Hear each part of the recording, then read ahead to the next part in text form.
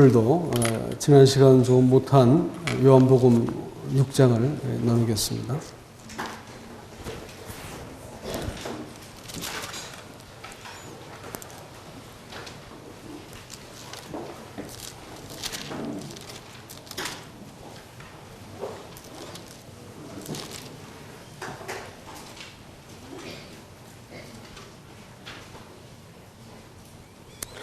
육 장 26절부터 읽도록 하겠습니다.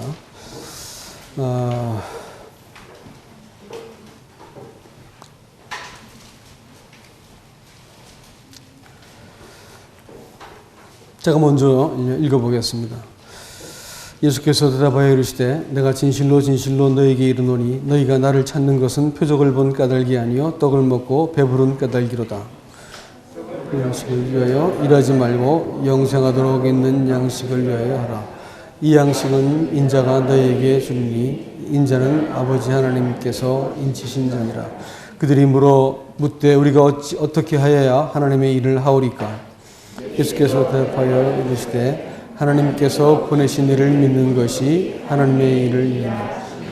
그들이 묻되 그러면 우리가 보고 당신을 믿도록 하는 표적이 무엇이니까? 하시는 일이 무엇이니까? 기록된 바 하늘에서 그들에게 떡을 주어 먹게 하셨다 함과 같이 우리 조상은 광야에서 만나를 먹었나이다.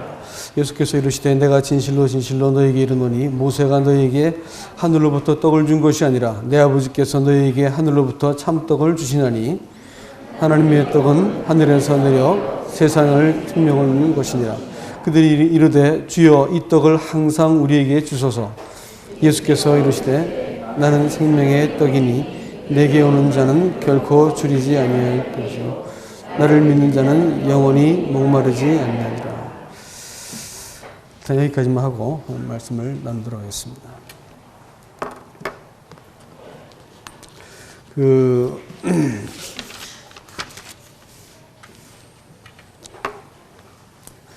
우리 본문의 말씀이 예수님께서 자신이 하늘에서부터 와서 세상에 생명을 주시는 분으로 소개하고 있습니다. 그들이 생명이 없다는 사실을 보여주고 있는 것이겠죠.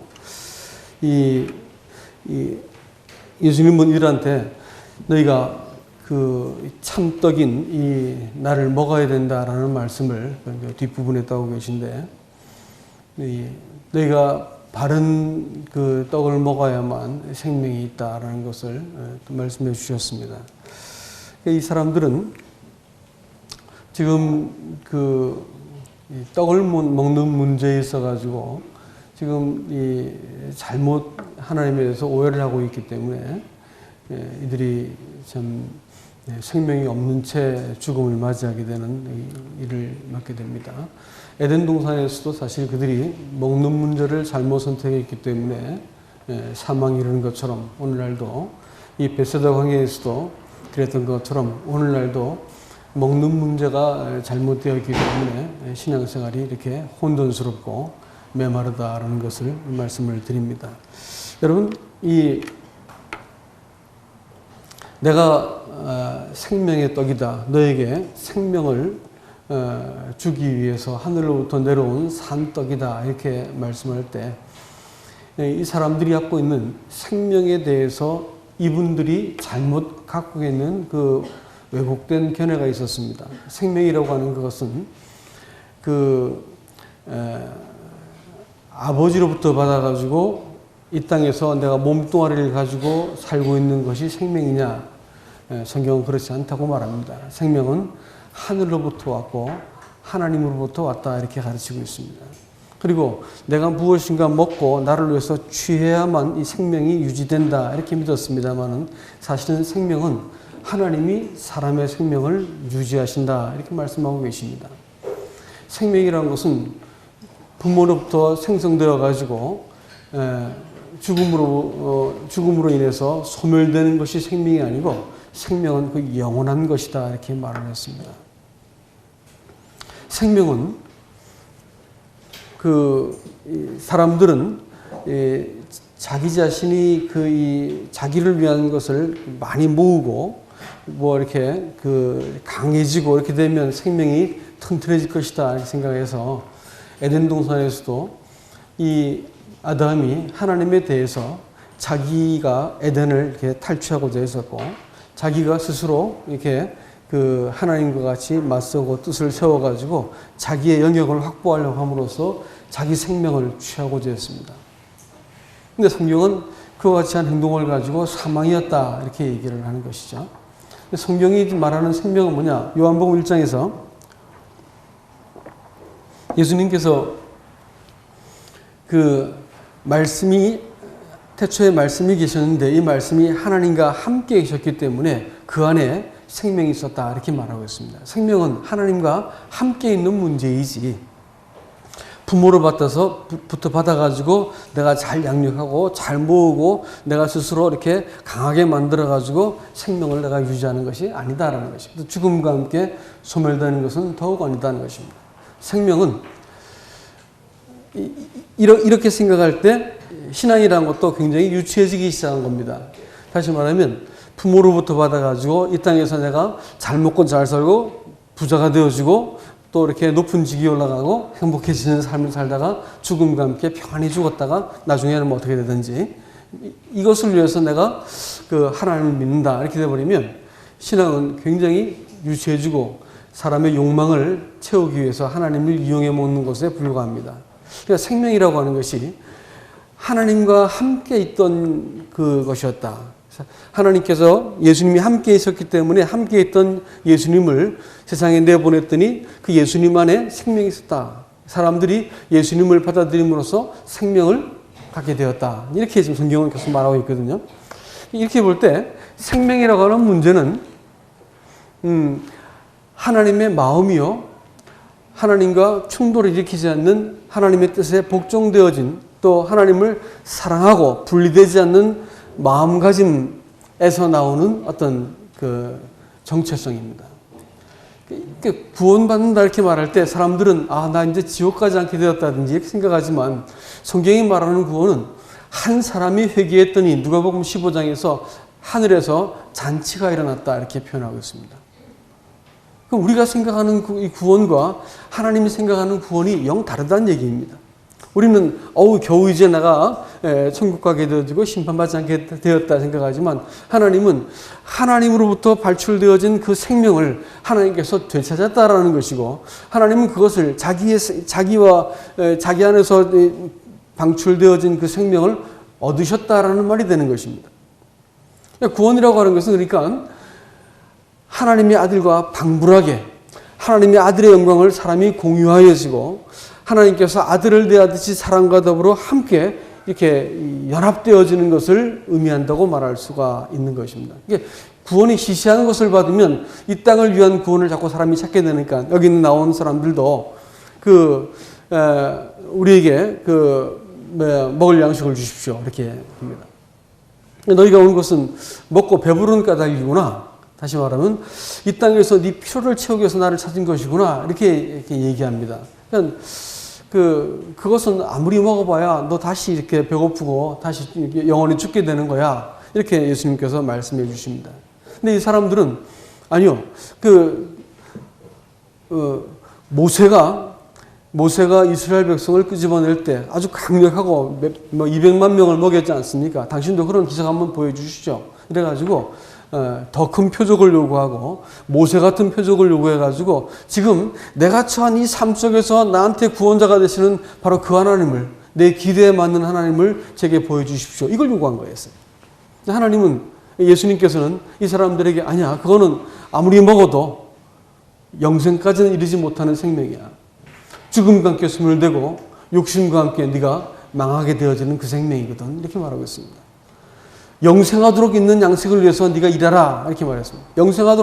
영생하도록이라는 말이 뭐냐면 영생까지 지탱해 주는 양식 이런 뜻입니다. 영생에 이르도록 너를 지지해주고 밀어주고 먹여주고 너를 지탱해 주는 그 음식을 위해서 그 식물을 위해서 네가 일하라 이렇게 말했습니다. 그런 식물은 하나밖에 없습니다. 뭘까요? 그리스도이셔요. 그분은 이 땅에서 오신 이유가 우리에게 생명을 주시는 분이시고 더 풍성히 얻게 하는 분이라고 요한복음 10장 10절은 말하고 있습니다. 많은 사람들이 복음을 이해할 때 생명을 주신다라고 하는 면만 이해하지만 그분이 또 풍성히 주신다고 하는 것을 이해하지 못하고 있습니다. 그래서 예수 그리스도를 바르게 먹음을 통해서 우리가 풍성한 삶을 누릴 수 있습니다. 많은 사람들이 피 바른 그 집 안에 숨는 것 가지고 내 형벌이 면해지고 죄가 사해지고 심판을 이제 받지 않게 되어진 걸 구원이라 생각하지만 거기서 어린 양을 먹어야 된다는 것을 사람들이 잊어버린 채 예수를 믿기 때문에 구원받고 나서 내가 죄사함 받았다는 걸 기뻐하지만 그건 구원이 온전치 못한 구원이라고 말씀을 드린 바가 있죠. 그리스도를 먹는 것이 분명한 구원의 또 한 측면이라는 것을 말씀을 드렸습니다. 어떻게 먹느냐라는 것이 오늘 여러분과 제가 지금 해결해야 될 문제다라는 것입니다. 이 생명이라고 말하는 그것이 제가 요한복음 5장 24절 말씀을 이렇게 읽다가 알게 된 것이 그 영어 성경을 이렇게 비교해서 읽다 보니까 그냥 무심코 지나갔었는데 요즘 제가 속독을 합니다. 이렇게 속독 영어로도 한번 들어보겠다 해서 이렇게 들었는데 내가 알고 있던 단어가 아니야. 그래서 이제 다시 찾아봤습니다.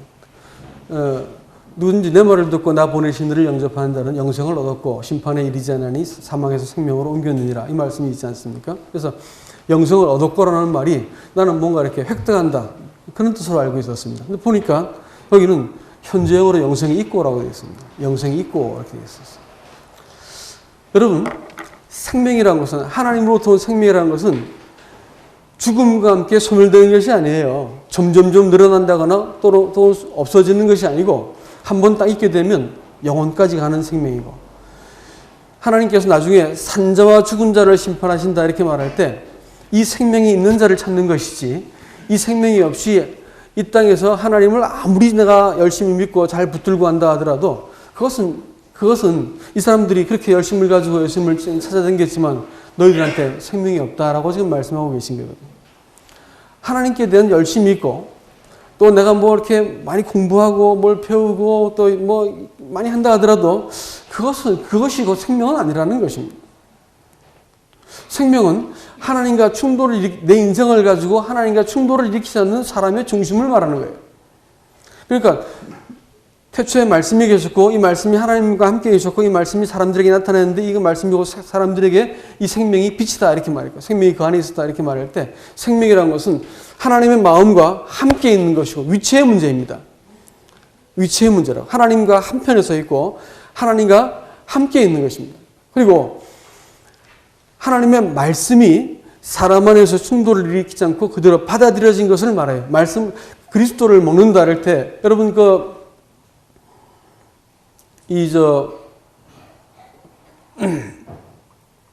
에덴 동산에서도 생명나무를 먹었어야 되는 것이 이제 사망의 나무를 먹고 그들이 이렇게 사망에 이르게 되었습니다. 또 이제 이 광야를 지나면서 그들이 이 만나를 먹게 되었습니다. 만나를 먹었는데 만나를 먹고 죽었거든요. 왜 죽었냐? 만나를 먹으면서 그들이 꼭 배워야 될 게 있었어요. 뭘 배워야 되냐면 생명이 하늘로부터 내가 먹고 살 수 있는 힘이 하늘로부터 내려오는 것이구나. 이걸 알아서 해야 되는 거예요. 근데 그걸 잘 몰랐습니다. 그리고 내가 하나님만 의지하고 살 수 있는 거구나. 그걸 알아서 해야 되는 거예요. 그걸 몰랐어요. 그리고 하나님이 이 만나를 주심으로써 나를 데려가시려고자 하는 목적지가 있다는 것을 알지 못했습니다. 다시 말하면 만나를 먹으면서 하나님 마음을 이해하지 못하니까 다 죽어버렸어요. 그럼 오늘 교회를 다니고 뭐 침례도 받고 뭐 다 하지만 하나님 마음 모른 채 있다는 삶은 뭘까요? 그건 죽는 음식 먹는 거예요. 그거 먹고 반드시 죽는 음식이라는 거예요. 무엇을 먹는다 이렇게 표현할 때 그것을 수용한다, 용납한다, 또 뭐 신토불이라면 먹는 것이 자기 자신과 다르지 않다는 거예요. 내가 그리스도를 바르게 먹는다 이렇게 말할 때 하나님의 마음을 받아들인다는 거예요. 율법을 통해서 여러분 구약을 읽으면서 하나님의 자비를 보지 못하면 아직까지 신앙을 제대로 알지 못한 사람들입니다. 구약을 볼 때 그리스도를 보지 못하면 성경을 잘 모르는 분들이에요. 하나님의 마음을 율법을 통해서도 볼 수 있어야 되는 거예요. 그럴 때 사람이 어떠한 존재인지 하나님이 어떠한 분인지가 알 수 있게 되어지고 율법이 아주 조밀하게 나타나 있는 하나님의 그 은혜에 대해서 이해할 수 있게 돼요. 은혜가 신약만 나온 게 아니에요. 구약에도 가득한 은혜가 있습니다. 그러나 분명한 것은 하나님의 말씀으로부터 벗어난 것은 하나님께서 반드시 심판한다는 거예요. 말씀을 받아들이지 못하면 반드시 하나님께서 버리신다는 거예요. 이스라엘 백성이 그렇게 많은 은혜를 더하여 주었어도 결국 그 은혜를 통해서 진리에 이르지 못했더니 하나님 버렸습니다. 오늘 그럼 신약에 와서는 은혜로만 구원받을까? 그렇지 않습니다. 은혜는 반드시 우리를 어디로 데리고 갈까요? 진리 앞으로 들어가는 거예요. 하나님 마음을 이해하게 만드는 거야. 이게 말씀을 먹는다는 뜻입니다.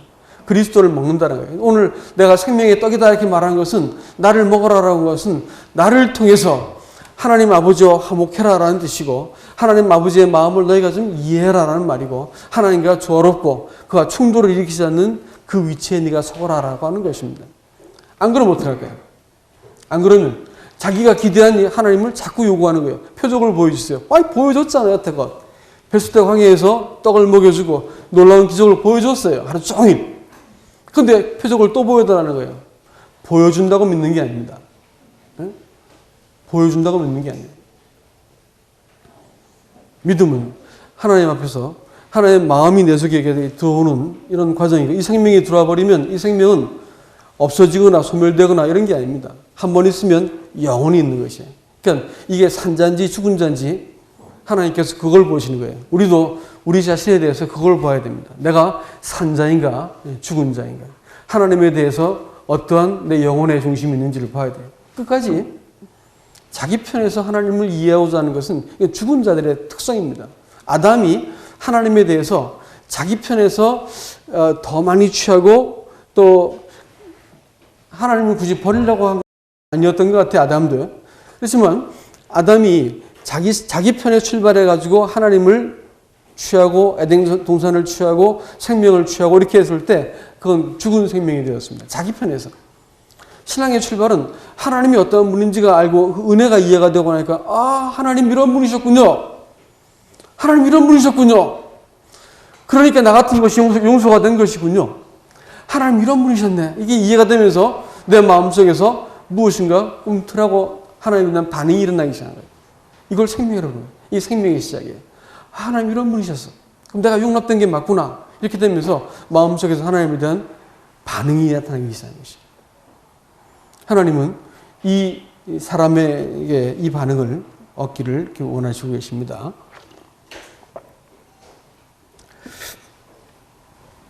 늘 그런데 하여튼 말씀을 이렇게 메모를 해도 소용이 없는 게 그냥 나오는 대로 말씀을 해야 되기 때문에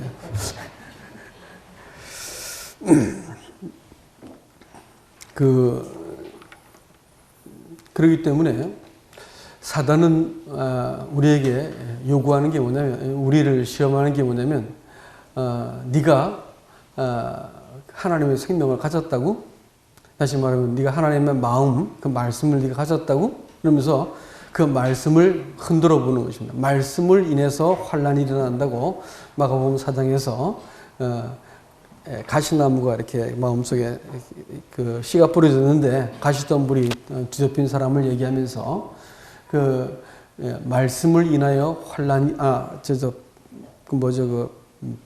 바위 위에 떨어진 씨에 대해서 얘기할 때 말씀을 인하여 환란이 일어날 때 믿음을 배반했다라는 표현이 나오죠. 말씀이 사람 속에 들어올 때 이 말씀을 사람은 어떤 태도를 갖고 받아야 되냐면 이 말씀을 삼키든지 먹든지 뱉어야 됩니다.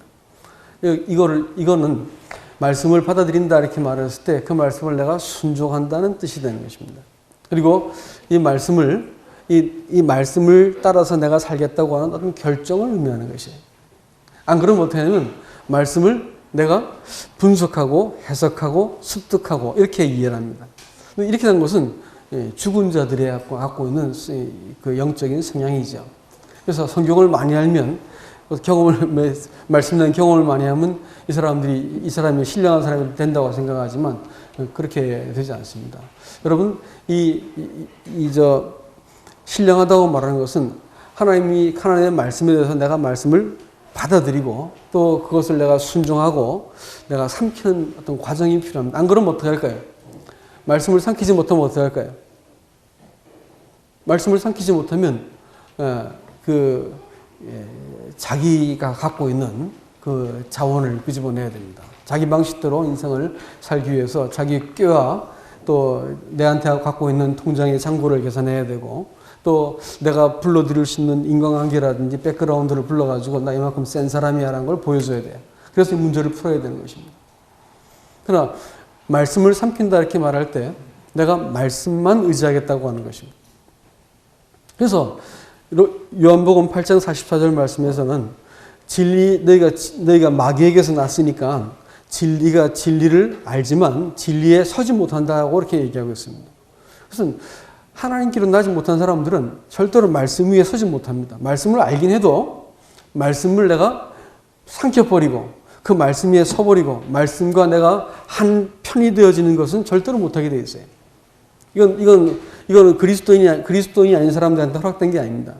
하나님의 생명을 가지고 나면 그 간증이 조그맣든 크든 상관없이 문제가 딱 벌어지면 그 문제 속에서 갑자기 어떤 목마름이 찾아오고 갑자기 어떤 기갈이 찾아오고 문제가 생기고 막 상황이 뒤 흔들리는 거예요. 여러분 마태복음 5장에서 그 의에 줄이고 목마른 사람들은 복이 있다 이렇게 얘기했습니다. 왜 의에 줄이고 목이 마를까요? 오늘 본문의 말씀은 내게 오는 자는 줄이지 않고 나를 믿는 자는 목마르지 않겠다 얘기했는데 왜 줄이고 목마른 거예요 도대체? 예? 내게 오는 자는 목마르지 않고 줄이지 않고 나를 믿는 자는 목마르지 않겠다 이렇게 말했는데 마태복음 5장에서 복 있는 자를 설명할 때 두 번째 항목에서 의에 줄이고 목마른 자는 복이 있다 이렇게 말을 했거든요. 왜 의에 줄이고 목이 마르는 거예요? 이 땅을 살면서 세상이 잡아당기는 인력이라고 하는 그것이 바로 그렇습니다. 주님께로 가지 못하게 만들고 제 힘으로 문제를 맞닥뜨리고 풀게 만들고 세상적인 힘을 빌어서 문제를 풀게 만드는 것입니다. 또 그 하나님을 믿는 것보다 자기 힘을 믿고 이렇게 문제를 풀고자 하는 것이죠. 이런 것이 세상의 인력입니다. 우리가 정신을 놓고 있으면 어느새 세상의 인력에 끌려가지고 내 힘으로 세상의 힘을 빌어가지고 문제를 풀려고 하고 있는 자신을 발견하게 될 것입니다. 이렇게 될 것 같으면 뭐가 찾아올 거예요? 반드시 목마름이 찾아와요. 또 이 주림이 찾아옵니다. 근데 이랬을 때 이 주림과 목마름을 어떻게 해결하는가가 더 중요하겠죠. 이랬을 때 이 문제를 계속 그 자리에서 풀려고 애를 쓰는 사람들은 원래 생명이 없는 사람들이었고요. 이런 나한테 일어난 문제를 바라볼 때 왜 이렇게 처리했을까? 이 바보 하면서 자기를 책망한다거나 다른 사람을 원망한다거나 혹은 또 환경을 원망한다거나 어떤 상황을 내가 탓한다거나 이렇게 될 것 같으면 문제를 제대로 본 게 아닌 것입니다. 하나님 앞에서 이 문제를 이렇게 바라보게 될 때 이 문제가 지금 하나님과의 관계 속에서 뭐 잘못되었구나 하는 걸 이해해야 돼요. 안 그러면 계속 누굴 붙들고 시비해야 돼? 내가 왜 그랬을까? 자기를 자책하는 거예요. 아니면 다른 사람을 원망하는 것이죠. 네가 나 무시했어? 이렇게 따진 거예요. 자꾸 이렇게 된 거예요. 이건 뭐예요? 죽을 양식을 자꾸 주워 먹는 거예요. 반드시 죽는 거예요. 이렇게 되면 반드시 죽게 되고 하나님 앞에서 끊어지게 되는 거죠. 죽은 자처럼 인생을 살다가 나중에 돌아가시는 거예요. 죽은 자처럼. 생명이 있다고 할 것 같으면 생명이 증명이 되어야 되는 것이거든. 생명이 증명이 되려면 어떻게 하냐면 내가 이런 곤고한 문제와 상황들을 늘 맞닥뜨리지만 이 문제 앞에서 내가 뭘 선택해야 되는 거예요? 말씀을 선택해야 되는 거예요. 내가 그분을 먹는다는 것은 말씀을 먹는다고 하는 것은 그분을 의지한다는 것이고 말씀을 내가 의지하겠다고 하는 것이 되는 것입니다. 이랬을 때 내가 문제의 정체를 내가 똑바로 보기 시작하는 것이죠. 최소한 자기에게 휘둘리지 않습니다. 사람은 평생 사람을 잡아당기는 인력이 세 가지가 있는데 하나는 자기 자신입니다. 자기 자신이 얼마나 추악하고 거짓되고 되바라지고 악한지를 사람들이 죽을 때까지 잘 몰라요. 사람의 본성이 얼마나 치사하고 또 이중적이고 이기적인지 죽을 때까지 잘 몰라요. 늘 자기가 옳다고 생각하죠. 그러니까 평생 누구의 종로로 살까요? 이 자아의 종로로 타는 거예요. 알량한 자존심 때문에 피 떼올리고 없는 거 막 동원해서 막 돈 써야 되고, 예? 사람들한테 어떤 내가 이만큼 대단한 사람이야 보여줘야 되고, 아주 가증한 이런 사람의 본성을 갖고 있습니다. 이걸 우리가 똑바로 보지 못하면 뭐예요? 여기에 평생 종로로 사는 거예요. 평생. 두 번째 인력은 뭐냐면 세상이라고 하는 인력입니다. 얼마나 눈으로 볼 때 화려해 보입니까? 그러니까 그거는 한 발자국만 들어보면 절대 화려한 게 아닙니다. 어떤 화려한 것 뒤에도 썩은 구름이 있다고 별을 날아가야겠던가요? 어떤 화려한 것 뒤에도, 순수한 것 뒤에도 구름이 있는 것이 세상입니다.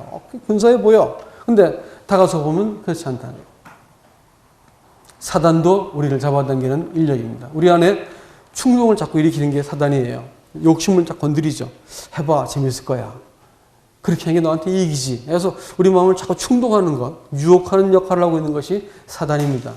우리가 이것을 이겨먹을 수 있는 힘이 사람한테는 근본적으로 없습니다.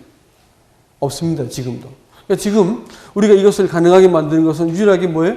그리스도를 먹는 것밖에는 방법이 없습니다. 그리스도를 먹어요.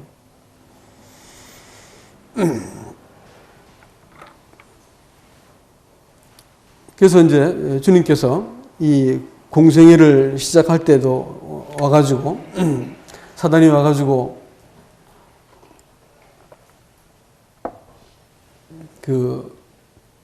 네가 하나님의 아들이냐라고 이렇게 물었지 않습니까?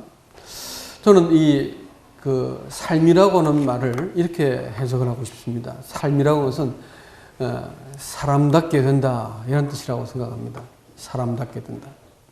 그저 뭐 좋은 거 먹고 붉은 변 싸고 남보다 좀 좋은 옷 입고 또 어깨에 힘 좀 주는 게 그것이 삶이 아니고, 삶이라는 것은 생명을 창조하신 하나님의 의도와 일치한 그런 존재가 되어가는 것이 삶이다 하는 것입니다.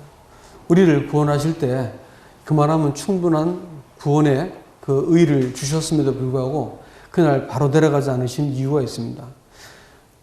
우리를 구원받고 나서, 저도 구원받은 지가 근 40년 됐는데 돌아보니까 부끄러운 일이 참 많고 또 못난 짓도 참 많이 했고 그렇게 했어요. 또 왜 이런 인생을 살도록 내버려 두었을까, 이런 마음도 많이 들거든요. 성경은 단호하게 우리에게 말씀하고 있는 것은 뭐냐면, 나를 통해서 하나님이 자기의 생명을 살아내시는 기회를 남겨두신 것이었습니다. 나는 하나님의 생명을 통해서 이 땅을 살면서 증명하는 것을 경험하고, 하나님의 아들답게, 하나님의 아들 닮게 내가 이 땅에서 연습하고 준비되었다가 나중에 그분을 만났을 때 예수님께서 보고 너 누구냐 이렇게 해서 낯설어하지 않는 그런 사람이 되는 것이죠. 많은 사람들은 자기 편에서 출발해가지고 이렇게 믿어야 되고 저렇게 해야 되고 그걸 가지고 신앙이라 생각하고 그걸 가지고 다른 사람한테 막 강요하는 거예요. 남편한테, 자식한테 막 강요하는 거예요. 근데 그건 사실은 신앙이 아닙니다. 그건 잘못된 것이죠. 그건 우리가 말하는 율법주의라고 부르는 것입니다. 여러분, 예수님께서 내가 곧 길이다 이렇게 했지 이게 길이다라고 말하지 않았잖아요. 이게 길이다, 저게 생명이다 이렇게 말했으면 우리는 무엇인가를 찾아 나가야 됩니다. 근데 예수님께서 내가 길이다 이렇게 말했을 때 사람은 어떻게 해야 될까요? 그거를 모색하고 분석하고 습득하는 게 아니고 얼른 복종해야 되는 것이죠. 알겠습니까? 얼른 복종해야 되고 얼른 내가 그분 앞에서 무릎을 꿇어야 되는 것이죠. 하나님이 사람에게 요구한 관계가 바로 이겁니다. 이래가지고 하나님과 사람이 내 속에서 내가 말씀에 대해서 어떻게 순종하는가, 내가 어떻게 복종한 걸 이렇게 보게 되어질 때 다른 사람이 볼 때 저렇게 하는 거구나라는 것을 알게 하는 거예요. 내가 그것을 못하면 내가 천마디 말로 자식을 가르치고 천마디 말로 자기 배우자를 교정시키려고 애를 쓴다 하더라도 절대 그런 일은 일어나지 않습니다. 늘 싸움만 일어나요. 왜 부부싸움이 싹 싸움이 나냐면 내가 내 것을 가지고 내 기준을 갖고 상대방을 고치려 들기 때문에 이 싸움이 일어나는 것이에요. 자식과도 마찬가지죠. 내가 내 기준을 갖고 자식을 고치려 들기 때문에 문제가 되는 것이에요. 어떻게 해야 되는 거예요? 말로는 고쳐지지 않는 거예요. 뭘로 고쳐지는 거예요? 내가 지금 걷고 있는 길을 가지고 하나님을 향한 태도를 가지고 자식이 보고 저래야 되는 거구나 이렇게 믿는 거예요. 그러면서 바뀌어지는 거고 고쳐지는 것이지 말로 고쳐지면 하나님께서 십자가에 죽으실 이유가 있겠습니까? 10계명, 한 100계명쯤 해가지고 사람을 고쳐버리면 되지. 말로 안 되는 거예요. 보여야 되는 거죠. 오늘 그리스도의 삶을 산다고 말하는 것은 내가 이 내 안에 계신 생명 앞에 내가 얼른 복종하고 내 안에 계신 분과 내가 어떤 관계를 맺어가는 이 일을 위해서 우리에게 오늘 또 하루를 기회를 허락해 주셨습니다. 우리가 여기서 그리스도 앞에 바르게 복종하지 못하고 또 그분의 마음을 내가 바르게 이해하지 못한 채 그 삶을 살아가 버린다 할 것 같으면 하루는 또 잃어버린 인생을 살게 되는 것입니다. 말씀을 제가 이렇게 아침에 정리를 하면서 좀 이제 생각이 든 것이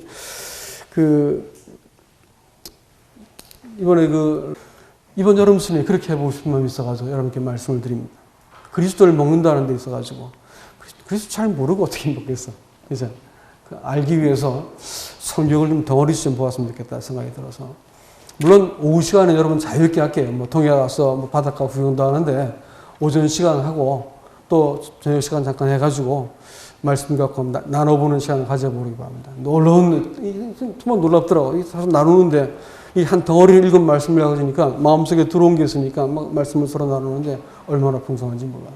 그래서 이번 여름 수련회는 오후 시간은 자유롭게 여러분께 시간을 갖도록 하고 오전 시간이라든지 또 저녁 시간과 밤 시간은 그걸 가지고 교제하는 시간을 갖자고요. 그래서 성경을 이번에 한번 해치워버립시다.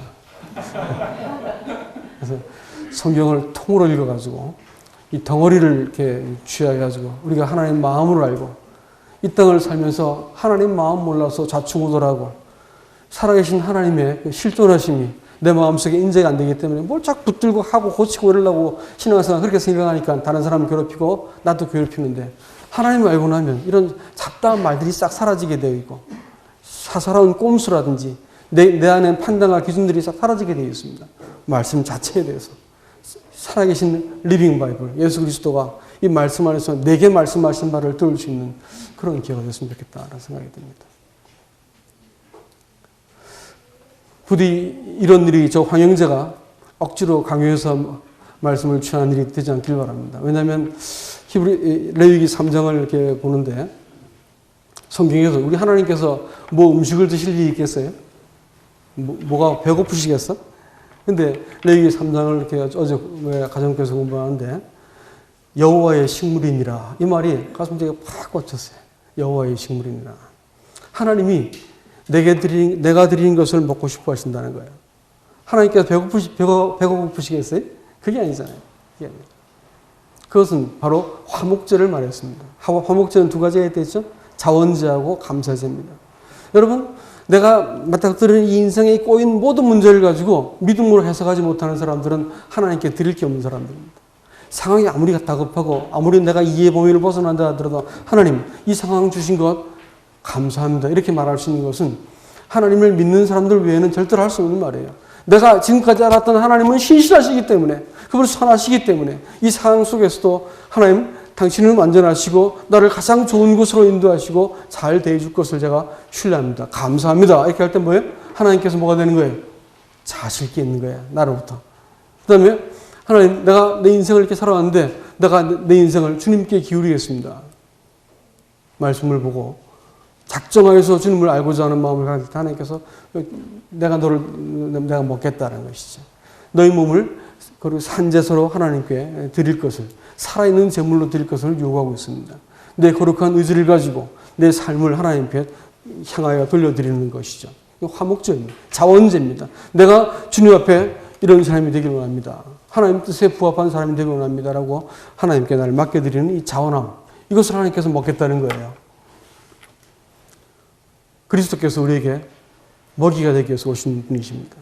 내가 너를 살리는 떡이다. 이렇게 말씀하셨지만 동시에 하나님 우리 인생을 통해서 먹기를 원하십니다. 내 인생을 좀 사용해 주십시오. 드리는 거예요. 이번 여름 수련회 때 성경 통독합시다. 예? 시간을 계산해 봐가지고 성경 속도를 계산할 테니까 큰 덩어리, 성경의 큰 덩어리, 모세오경 한 덩어리, 예? 그 다음에 그 서신서 한 덩어리, 모세오경과 서신서 한 덩어리 이렇게 로마서부터 시작해가지고 히브리서까지 가는 이 한 덩어리를 이렇게 보고. 그 다음에 이제 그 예언서에 대해서, 그러니까 생각 중인데 제가 예언서를 할 것인지 역사서를 할 것인지 그걸 좀 제가 생각하고 있습니다. 둘 중에 하나 제가 고르겠습니다. 그래가지고 그 역사서를 하게 되면 시가서를 포함해서 같이 있도록 해서 성경에는 큰 덩어리 세 개를 짚어가면 여러분 이 신앙의 중심에 커다란 이 기둥 세 개가 생길 것입니다. 그걸 할 수 있기를 원합니다. 여러분 수련회 때 이 같은 일들을 하기를 원합니다.